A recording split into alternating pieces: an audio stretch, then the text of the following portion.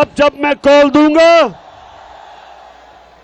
आपने मेरे साथ इस्लामाबाद में आना है। जरा हाथ खड़ा करके बताएं आप तैयार हैं? मर्दान, आपको इस्लामाबाद मैं सियासत के लिए नहीं बुला रहा, मैं एक इनकलाब के लिए बुला रहा हूं। मैं आपको इस्लामाबाद पाकिस्तान को हकीकी आजादी देने के लिए आप सबको मेरे साथ शिरकत करने के लिए इस जद्दोजहद में आज इसलिए मैं आपके पास आया हूं। और मर्दान, नौजवानों में खास तौर पे आपको आज बुलाने आया हूं। और नौजवान कौन है? जो भी मेरी उम्र से कम उम्र का वो नौजवान है, यानी कि जो भी 70 साल की उम्र से कम है वो नौजवान है। तो नौजवानों, और मैं सिर्फ आपको दावत देने आया। मैं पाकिस्तान की अपनी सारी बहनों को, माओं को, बच्चियों को, आपको भी दावत देने आया हूं। मैं बच्चों को दावत देने आया हूं। जिस तरह मेरे मां बाप कहते थे कि तहरीके पाकिस्तान में औरतें भी शामिल थी, मर्द भी, बच्चे भी, बुजुर्ग सब शामिल थे। तो हकीकी आजादी के लिए मर्दान, फिर से हाथ खड़ा करके बताओ कि आप मेरे साथ शामिल होंगे? इंशाअल्लाह मैं आज यहां से ये जो चोरों का टोला है, मैं इनको पैगाम दे रहा हूं। और ये जो मफरूर बुज़दिल डाकू जो लंदन में बैठा है वो भी सुन ले। सजा याफ्ता मफरूर और इस मुल्क का डाकू, तुमने इस मुल्क के फैसले नहीं करने। इसकी कौम, हमारी अवाम फैसला करेगी कि पाकिस्तान की क़यादत कौन करेगा। तो नौजवानों, मेरे बुजुर्गों, बहनों, सब सुन लो। ये वक्त है, एक फैसला कुल वक्त है पाकिस्तान पे। जब हम इस मुल्क को, एक तो जो अमेरिका के पिट्ठू, जो इनके गुलाम, एक इनसे हमने आजाद करना है। और ये जो डाकुओं का टोला, थ्री स्टूजेस, ये जो शरीफ, ये जो जरदारी बड़ी बीमारी, और मर्दान के लोगों, वो तीसरा कौन है इनके साथ?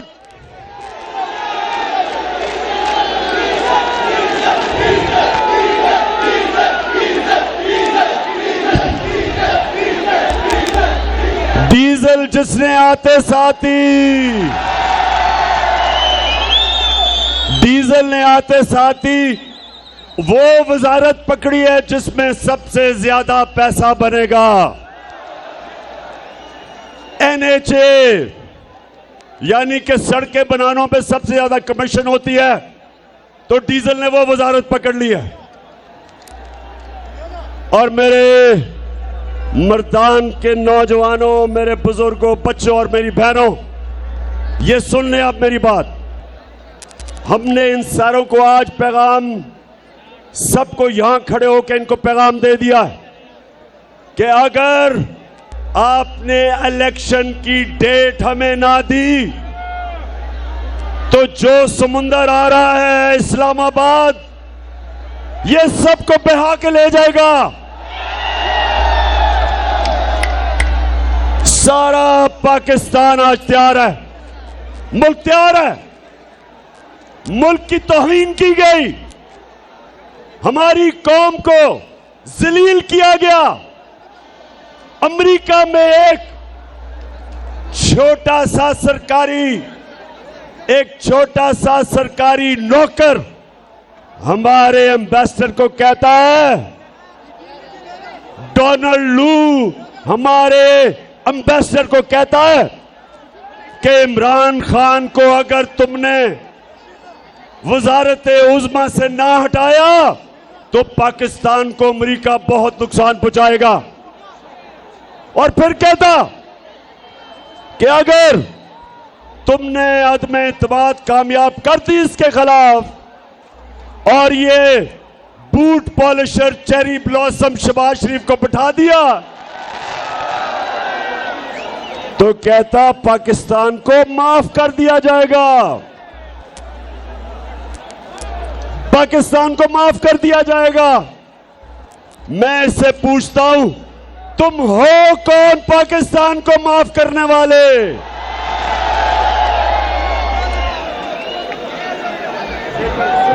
यहां से कोई चीजें ना पीछे। तो नौजवानों, क्या हम अमेरिकियों के गुलाम हैं? हम इनके नौकर हैं?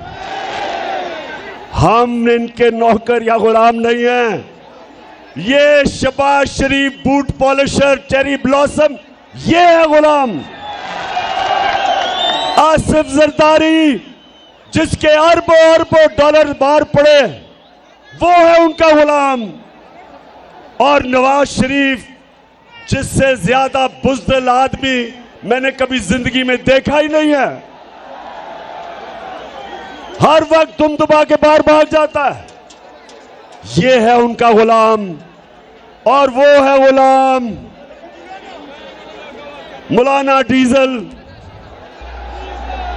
खैर मौलाना नहीं उसे कहना चाहिए, डीजल कह रहा हूं मैं। मौलानाओं की मैं बड़ी इज्जत करता हूं, मैं अपने दीनी उलमा की इज्जत करता हूं, इसको मैं कह ही नहीं सकता मौलाना, क्योंकि ये डीजल के परमिट पे बिकने वाला है। इसने अमेरिकी एम्बेसडर एन पैटरसन को कहता, नौजवानों अमेरिकी एम्बेसडर एन पैटरसन थी आज से 10 साल पहले, उसे कहता कि आप मुझे भी मौका दे दें, मैं आपकी खिदमत बेहतर करूंगा इनसे। तो ये हैं उनके गुलाम। हमारी कौम गैरतमंद है। हमारी कौम जब बनी थी तो वो उसका नारा था कि पाकिस्तान का मतलब क्या? पाकिस्तान का मतलब क्या? और मेरे नौजवानों, ला इलाहा इल्लल्लाह का क्या मतलब है? कि अल्लाह तेरे सिवा हम किसी के सामने नहीं झुकते। और हम वो लोग हैं, नबी सल्लल्लाहु अलैहि वसल्लम की उम्मत, जो दुनिया की तारीख का सबसे अजीम लीडर आया था, ना कभी आ सकता है, ना कभी आया था। हम उसकी उम्मत हैं। हम उसकी उम्मत हैं जिसने मदीना में वो अरब जिनकी हैसियत कोई नहीं थी, उनको उठा के दुनिया की इमामत करवाई। उसने ये नहीं कहा कि 2 सुपर पावर्स थी कि उनके सामने झुको। उसने कहा कि हम अल्लाह की वो मखलूक हैं जो दुनिया को इमामत देने आए हैं। उन्होंने उन अरबों को दुनिया की इमामत कैसे करवाई? उनको आजाद कर दिया, छोटे से लोगों को बड़ा लोग, अजीम लोग बना दिए। ला इलाहा इल्लल्लाह ने उनकी जंजीरें तोड़ दी। और सबसे बड़ी जंजीर, नौजवानों, सबसे बड़ी जंजीर होती है जो इंसान को ऊपर परवाज नहीं करने देती, वो है खौफ की जंजीर। खौफ की जंजीर। अल्लाह कुरान में कहता है, जो लोग ईमान ले आए मैं उनके खौफ दूर कर देता हूं। कोई भी इंसान बड़ा इंसान नहीं बन सकता जब तक वो अपने खौफ के ऊपर काबू नहीं पाता। कोई जनरल बड़ा जनरल नहीं बन सकता जब तक वो मौत का डर खत्म नहीं करता। कोई बिजनेसमैन बड़ा बिजनेसमैन नहीं बन सकता जब तक उसको नुकसान से खौफ खत्म ना हो। एक क्रिकेटर, एक बैट्समैन अच्छा बैट्समैन नहीं बन सकता जब तक वो तेज बॉलर से अपना खौफ नहीं दूर करता। तब तक वो बड़ा बैट्समैन नहीं बन सकता। बॉलर बड़ा बॉलर नहीं बन सकता जिसको जब मार पड़ती है तो वो जब डर जाता है। मेरे पाकिस्तानियों, वो कौम बड़ी कौम नहीं बन सकती जब तक वो अपनी खौफ की जंजीरें नहीं तोड़ती। तो मैं जब आपको बुलाऊंगा इस्लामाबाद, अपनी खौफ की जंजीरें तोड़ के आना मेरे साथ। जिंदगी मौत अल्लाह के हाथ में। मुझे कहते इमरान खान अपनी जान की हिफाजत करना आपको बड़ा खतरा है। बैरूनी भी खतरा है, अंदरूनी भी। ये सारे माफियाज, इनसे खतरा है। मेरा ईमान उसके ऊपर है जिसने वाज़े तौर पे कुरान में लिखा हुआ है कि जब तुम्हारा वक्त आ जाए, ना 1 मिनट आगे होता है ना 1 मिनट पीछे होता है। मुसलमान ना वो मौत से डरता है, ना वो डरता है कि कोई आदमी उसको जलील कर देगा। इन्होंने मीडिया के ऊपर कितनी कैंपेन चलाई मेरे खिलाफ, कितना इन्होंने मुझे जलील करने की कोशिश की, मेरी किरदार कुशी की। लेकिन आज आप देखें, इज्जत देने वाला अल्लाह है। किस तरह तादाद में आप आए हैं, मेरी इज्जत अफजाई कर रहे हैं। कोई इंसान आपको जलील नहीं कर सकता, ना ही कोई इंसान आपको इज्जत दे सकता है। और फिर मैं आज अपने सारे सरकारी नौकरों से बात कर रहा हूं, पुलिस वालों से बात कर रहा हूं, अपने फौजियों से बात कर रहा हूं, जो भी तनख्वाहदार है उससे बात कर रहा हूं। याद रखें, रिस्क अल्लाह के हाथ में है, मेहनत आपके हाथ में है, लेकिन कितना अल्लाह ने आपको रिस्क देनी है वो उसके हाथ में है। क्यों अल्लाह ने रिस्क अपने हाथ में रखी, जिंदगी अपने हाथ में रखी, इज्जत अपने हाथ में इसलिए रखी कि वो इंसानों को आजाद करना चाहता था। मेरे नबी सल्लल्लाहु अलैहि वसल्लम ने मदीना में किया, उसने इंसानों को आजाद कर दिया। वो जो इंसान जिनकी हैसियत नहीं थी, दुनिया की उन्होंने इमामत की। मौलाना रूमी कहता है, नौजवानों ये मैं आपके लिए कह रहा हूं, मौलाना रूमी कहता है कि जब अल्लाह ने आपको पर दिए, जब अल्लाह ने आपको पर दिए उड़ने के लिए, तो क्यों जमीन पे चूंटियों की तरह रेंग रहे हो? हमें अल्लाह ने पर दिए हैं।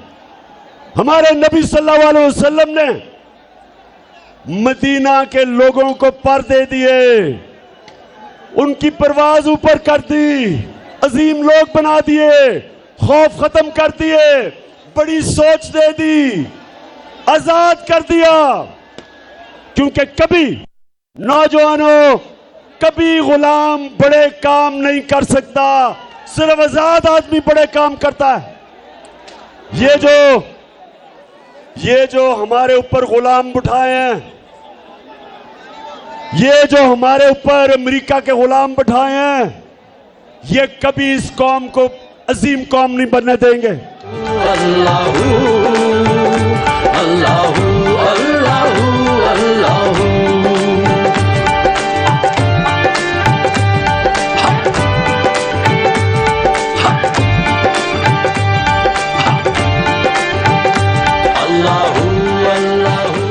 अच्छा मर्दान, जरा आपने थोड़ी सी खामोशी से मेरी बात सुननी है। इसको कहो ना करो। मेरी आपने गौर से बात सुननी है। जब हमें हुकूमत मिली, नौजवानों सुने आराम से, जब हमें हुकूमत मिली, ये चोर 10 साल हुकूमत कर चुके थे, पाकिस्तान का दिवालिया निकल गया था, हमें सबसे बड़ा बैरूनी मुल्क का खसारा मिला, 20 अरब डॉलर का। इदारे इन्होंने तबाह कर दिए, करप्शन में मुल्क डुबा दिया, खुद ये अमीर हो गए, मुल्क गरीब हो गया। 2018 में वो पाकिस्तान हमें मिला। हमारे पास पैसे नहीं थे जो हमने कर्जों की किस्तें, इनके लिए हुए कर्जों की किस्तें देनी थी, हमारे पास पैसा नहीं था। मैंने अपने दोस्त ममालिक उनके पास गया, सऊदी अरेबिया से पैसे मांगे, यूएई से पैसे मांगे, चाइना से पैसे मांगे, तो हमने अपने मुल्क को दिवालिया होने से बचाया। और मैं आज आप सबको कहना चाहता हूं कि मेरे लिए जो सबसे शर्मिंदगी का वक्त वो ये था कि मुझे जाके दूसरे मुल्कों से कर्जे मांगने पड़े, क्योंकि इन्होंने मुल्क का दिवालिया निकाल दिया था। नौजवानों, ये याद रखें, कभी भी जब आप किसी के सामने हाथ फैलाते हैं, आप अपनी इज्जत खो बैठते हैं। तो जब मुल्क दूसरे मुल्कों से इमदाद और कर्जे लेता है, उसकी इज्जत नहीं रहती। और इनकी वजह से हमारे मुल्क के ऊपर कर्जे चढ़े, इन्होंने दिवालिया निकाला, इदारे तबाह किए। वो हमें पाकिस्तान मिला था 2018 को, और मेहनत से हमने मुल्क को खड़ा किया। हमने बाहर से अपने मुल्क की मदद करके, बाहर से जो पैसे लिए, अपने मुल्क को खड़ा किया। कोरोना आ गया, हमने कोरोना से सबसे बेहतरीन तरीके से अपने लोगों को बचाया, अपनी माइशत को बचाया, अपने गरीबों को बचाया। हमारे यहाँ 31,000 लोग कोरोना में मरे, हिंदुस्तान में 50 लाख से ज्यादा लोग कोरोना में मरे। मजबूर भी हम इसके, दहकान भी हम इसके, अल्लाह की रजा से हैं, निगहबान भी हम इसके, अल्लाह की रजा से हैं, निगहबान भी। और फिर ये जरा सुने नौजवानों, थोड़ी सीरियस बात कर रहा हूं आपसे। हमने अपने मुल्क को पैर पे खड़ा करना, हमने अपनी एक्सपोर्ट्स पाकिस्तान की तारीख में सबसे ज्यादा बढ़ाई। हमने इस मुल्क में पैसा इकट्ठा किया, 60% ज्यादा हमने टैक्सेस इकट्ठे किए। उससे हमने 2 चीजें की, जो आलमी महंगाई थी, तेल महंगा था, हमने पेट्रोल भी कम किया और फजल रहमान की भी कीमत कम की। हमने अपने लोगों को बचाया, हमने उसके बाद अपने किसानों को बचाया, अपने किसानों को बचाया। हमने अपने किसानों को सबसे ज्यादा उनको उनकी पैदावार के पैसे दिलवाए। हमारी फसलें रिकॉर्ड हुई, किसानों के पास पैसा आया। हमने रोजगार सारे बर्रे सगीर में, वर्ल्ड बैंक कहता है कि जिस मुल्क में सबसे ज्यादा रोजगार लोगों को मिला वो पाकिस्तान था। और उस वक्त जबकि हमारा मुल्क उठ रहा था, हमारी इंडस्ट्री 10.2% पे हमारी इंडस्ट्री बढ़ रही थी, दौलत में इजाफा हो रहा था, 5.6% पे हमारी दौलत बढ़ रही थी।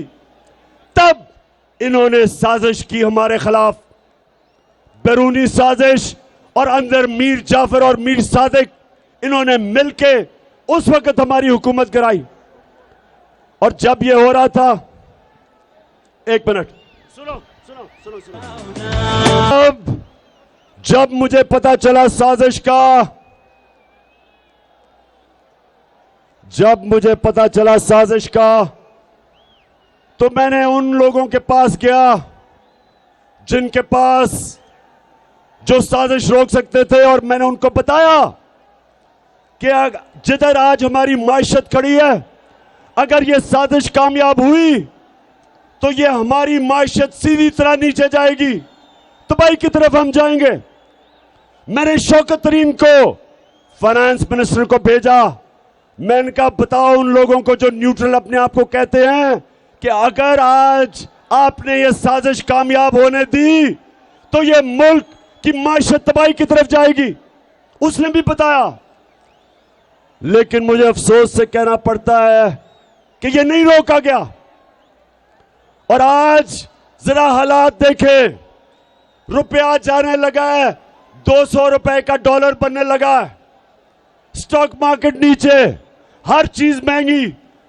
और मैं अपने मीडिया के लोगों से पूछता हूं, क्यों नहीं आप लोगों के पास माइक लेके जाते और पूछते कि जी टमाटर 5 रुपए महंगे या प्याज जो हमारे जमाने में करते थे। पूछे लोगों से आज महंगाई कितनी है। और मुझे पता है किन किन मीडिया हाउसेस पे पैसा चल रहा था जब इन्होंने पूरी कैंपेन चलाई हमारे खिलाफ। आज हालात देखें, और आज हालात इसलिए कि जब मुल्क पैर पे खड़ा हो रहा था तब इन्होंने साजिश करके हमारी गवर्नमेंट गिराई। तो मैं आज, एक मिनट, अब तुमने कोई,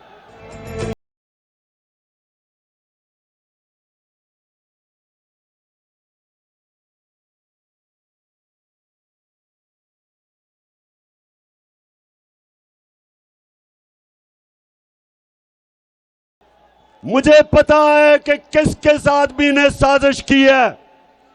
एक एक साजिशी मीर जाफर की शक्ल मेरे दिल के ऊपर लिखी हुई है कि किन्होंने इस मुल्क को साजिश करवाई। कौन कर रही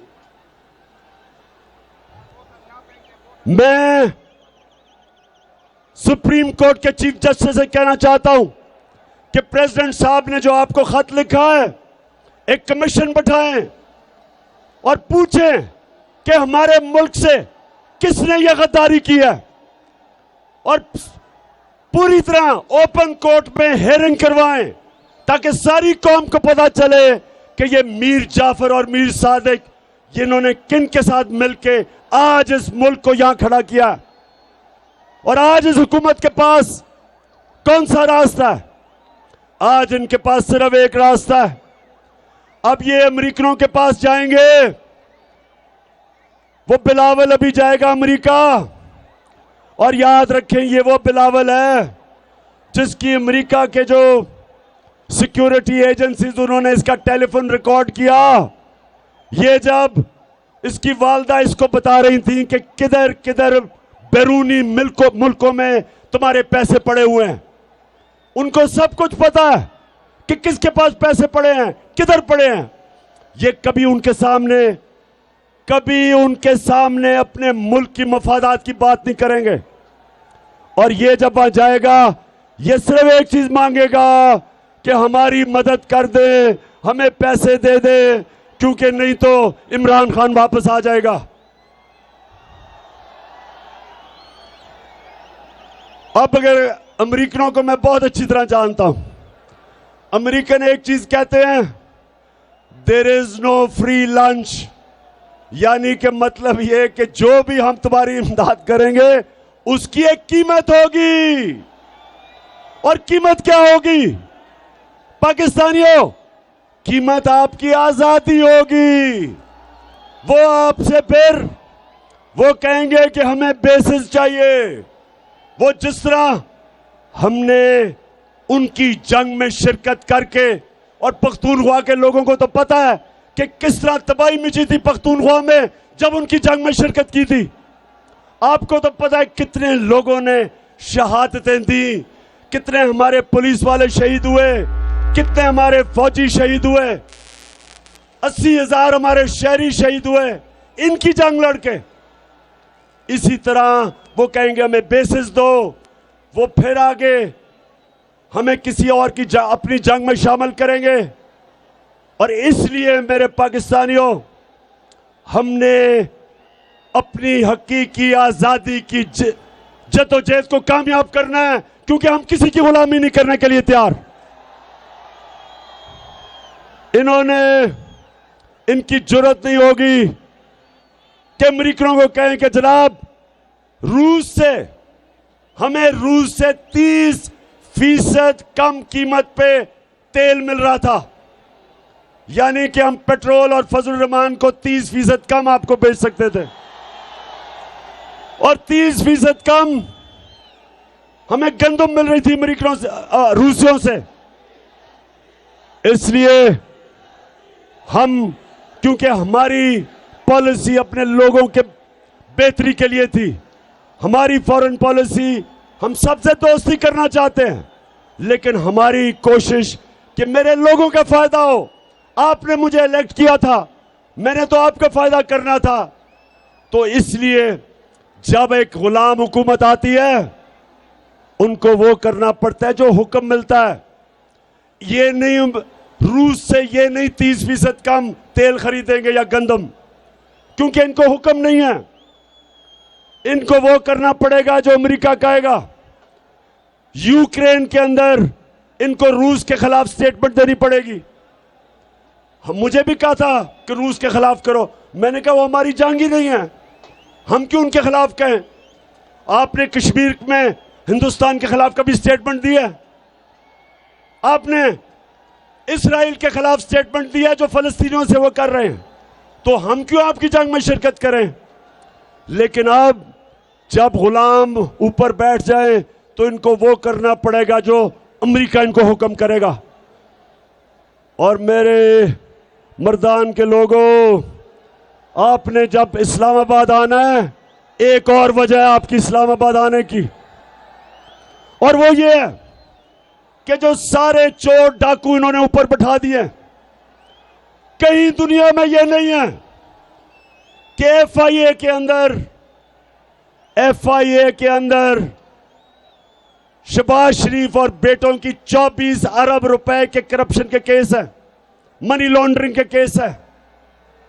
और यही ऊपर बैठ के पहले एफआईए का इन्होंने उसको तब्दील किया। जब इन्होंने उसका ऑफिसर तब्दील किया एफआईए का, उसको इन्होंने रिजवान, डॉक्टर रिजवान, सब याद रख लें नाम डॉक्टर रिजवान का, एक बड़ा दलेर और काबिल एफआईए का ऑफिसर था। उसको हमजा शरीफ ने धमकियां दी कि तुम मुजाल कैसे मेरे खिलाफ केस करते हो, और उसके ऊपर इन्होंने इतना दबाव डाला कि वो बेचारा हार्ट अटैक से मर गया। ये वही हुआ था जब एमक्यूएम के खिलाफ नसीरुल्लाह बाबर का ऑपरेशन हुआ था। जब एमक्यूएम में नसीरुल्लाह बाबर का ऑपरेशन हुआ था, तो एमक्यूएम ने जब नवाज शरीफ इक्तदार में आया, तो एक एक पुलिस ऑफिसर जिसने ऑपरेशन किया था, सबको चुन चुन के एमक्यूएम ने कत्ल किया। उसके बाद कराची की पुलिस खत्म हो गई। आज भी कराची में रेंजर्स हैं, क्योंकि कभी उसके बाद उनकी पुलिस उसके बाद खड़ी नहीं हुई। इसी तरह ये जब चोर ऊपर आ गए और इदारों पे बैठ गए हैं, सारे हमारे इदारे अब तबाह होंगे। और जब मुल्क के इदारे तबाह होते हैं, मुल्क तबाह हो जाता है। सारे जो बड़े बड़े डाकू थे, उनके केस माफ होंगे, हमारे इंसाफ का निजाम खत्म होगा, हमारी जो भी हमारे इंसाफ में निजाम में पे लोगों का इत्मीनान है वो खत्म होगा, हमारे इंसाफ की निजाम की कब्र खोदी जाएगी। इस मुल्क में जो हजरत अली कहते थे कि कुफर का निजाम चल जाएगा, लेकिन जुल्म का निजाम नहीं चल सकता। अच्छा मर्दान एक और चीज याद रख लें कि ये जो इलेक्शन कमिश्नर है, चीफ इलेक्शन कमिश्नर, इसके होते हुए मुल्क में साफ और शफाफ इलेक्शन नहीं हो सकते। हम जब सारे पहुंचेंगे इस्लामाबाद, हम एक इलेक्शन चाहेंगे और दूसरा साफ और शफाफ इलेक्शन जो इस चीफ इलेक्शन कमीशन के नीचे नहीं हो सकते।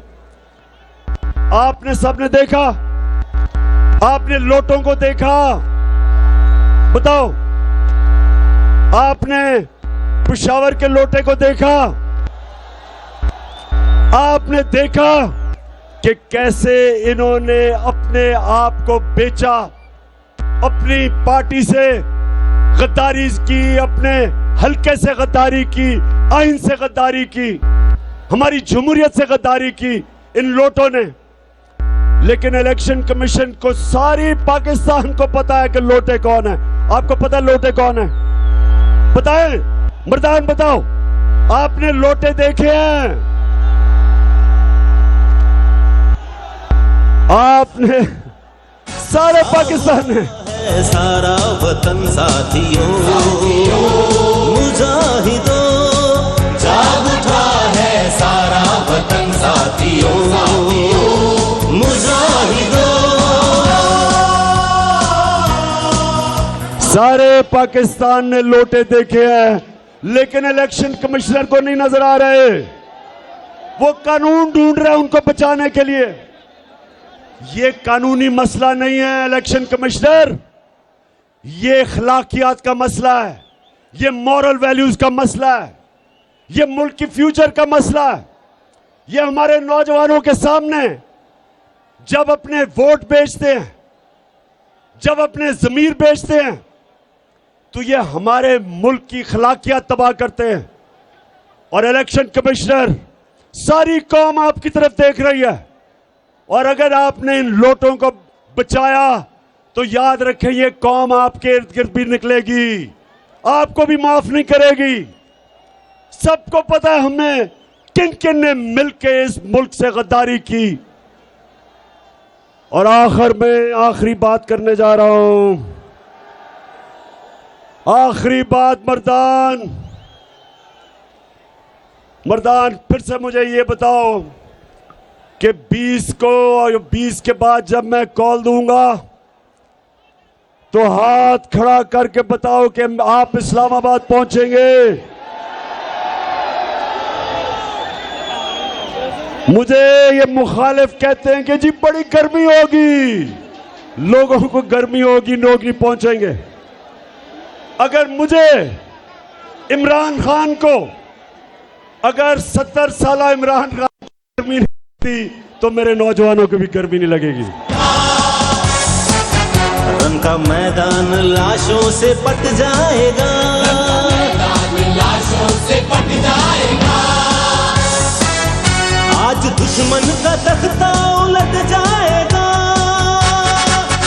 हर जरी सब शिकन, हर जवा तेग जन, हर जरी सब शिकन, हर जवा तेग जन। साथियों साथियों, मुजाहिदों, जाग उठा है सारा। हमने इस्लामाबाद 3 वजह से निकलना है। नंबर 1 कि हम वो उम्मत है नबी सल्लल्लाहु अलैहि वसल्लम की जो किसी इंसान, किसी सुपर पावर की गुलामी नहीं करता। हमने अपनी हकीकी आजादी के लिए सबसे पहले निकलना है।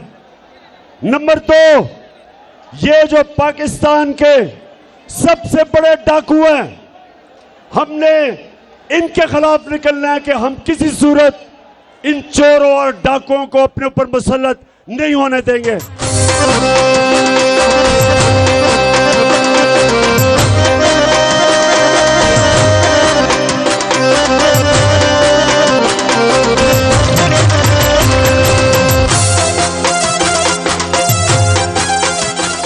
और नंबर 3, हमने इसलिए निकलना है कि हमने अपने मुल्क की अखलाकियात बचानी है।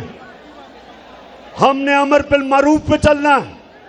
अल्लाह का हुक्म है कि मुसलमान अच्छाई के साथ खड़ा होता है बुराई के खिलाफ, मुसलमान हक पे खड़ा होता है बातिल के खिलाफ, मुसलमान सच पे खड़ा होता है झूठ के खिलाफ, मुसलमान चोरों के खिलाफ खड़ा होता है, चोरों के खिलाफ जहाद लड़ता है और अच्छाई के साथ खड़ा होता है। इसलिए हमने निकलना है इस मुल्क की अखलाकियात बचाने के लिए। हमने अपने मुल्क को सबने मिलके वो मुल्क बनाना है जो इसको बनना चाहिए था 1947 में। हम वो पाकिस्तान चाहते हैं जो इलामा इकबाल की ख्वाब थी और कायदे आजम की जद्दोजहद थी। मर्दान के लोगों, नौजवानों और मेरी बहनों, इतने शानदार जलसे का आपको मुबारक भी देता हूं, आपका शुक्रिया अदा भी करता हूं। पाकिस्तान जिंदाबाद।